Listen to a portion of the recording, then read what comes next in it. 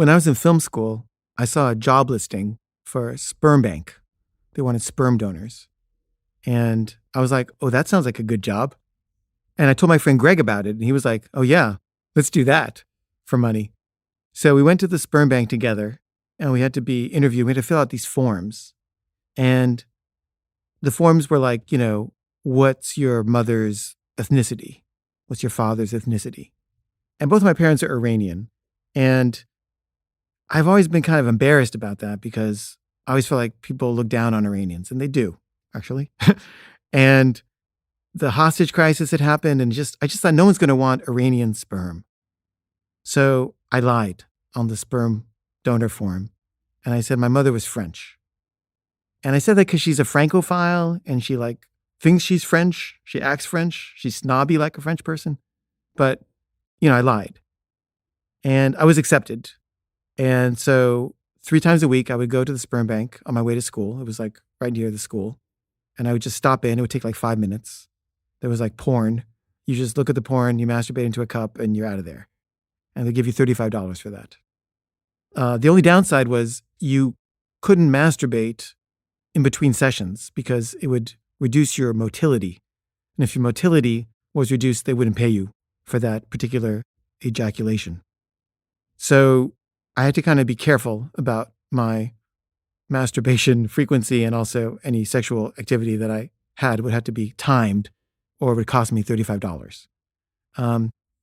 And this was a pretty good job. I was making $400 a month just to drop in and do something I would do anyway.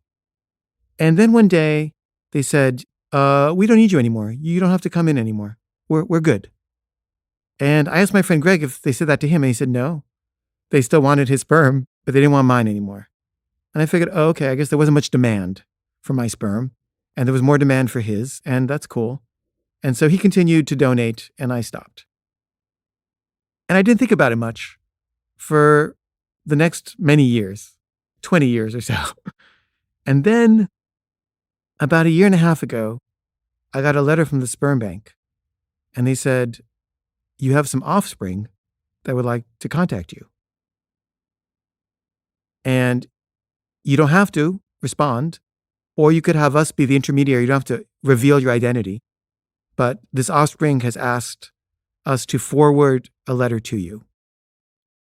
And there was a letter from a girl. She was 18. And she said that I was her father and that she had thought about me her whole life and wondered what I was like and what I looked like and what I did for a living. And she wanted to know me. And she had never had a father. Her mother was single. And would I agree to meet her? And also she said that she was really proud of being part French. And I was just like, oh man. And I wrote back, but I was kind of a little cold. I wanted to have clear boundaries. And I didn't give her my name or my contact info. I went through the sperm bank. And I was kind of ethically challenged by this. What do I do here? And they told me, if you want, we can pay for you to go see a therapist to discuss it and think through how you want to handle this. So I did. I went to see a therapist. And Mandy, my wife, my ex, I talked to her about it, and she was like, I don't want you telling the kids because I'm worried that the kids might feel threatened by it. They might feel like they're not special anymore. And I was like, yeah, but they might also really like the idea that there's a sibling out there. And she was like, no, I don't want you to tell them, at least not for a while. We just got divorced. It might be a bad idea. So I said, okay, I won't say anything. But it felt weird not to tell them. I don't like hiding things from my children or anybody. But I didn't tell them. And I started having correspondence with this daughter. Donor daughter is the term that's used, I think. Her name was Sarah. And she was kind of annoying to me. She was very pushy. And, I'm pushy too, but it was weird to see. And then when we talked on the phone, she had the same cadence as I do, the same speech cadence. I talk kind of staccato and kind of fast, and I kind of talk in this way. And she talked that way too. And I've never heard anyone else talk that way except her.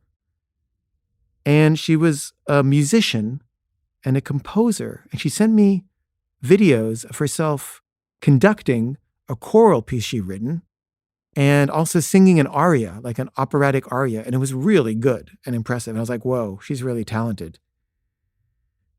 And so I said, listen, I really like recorder duets. I play the recorder. And if you want, we can play recorder duets over the phone. And she was like, okay. But then she never followed through. And I got kind of mad at her for not following through. And I was like, you say you want to be close and all this stuff, and you won't even follow through on the recorder duet thing. And then she was like, well, I thought it was a weird thing to offer to do, a recorder duet. Like, who does that? I was like, well, I do that. So basically we were fighting. And at a certain point she said, I got a DNA test and there's no French in my genetic code. There's only Iranian and whatever her mom was. And I was embarrassed because I'd lied about being French, half French. And then she told me that she was doing research and she found that I had 10 other offspring. And she had got in touch with all of them. And then none of them wanted to meet me except her. And the more we talked, the more I could tell that she was going to figure out who I was. So finally, I just decided to send her the box set of all my films. And the first thing she watched was I'm a Sex Addict, which is not really what I wanted her to watch. And she was kind of judgmental about it. And I was like, that's why I didn't want to send it to you, because you're judgmental. But we sort of stayed in touch and we kind of would fight. And I kind of felt very ambivalent about the whole thing. But then when I was in Chicago, we met. She took a bus for 10 hours from Minnesota, where she was going to school, to meet me in Chicago. And I filmed the encounter. And it was very awkward. And I felt like she was being kind of phony. So I smoked some pot and that kind of relaxed me. And then I was able to sort of talk to her in a better way. And we had kind of a nice talk. And finally, I decided to tell my children. I was like, I'm not going to hide this anymore. And I said to my daughter, do you know what sperm is? And she said, yeah, it's gross. She's 7. And I told them the whole story. And they were like shocked. And I was like, do you want to meet her?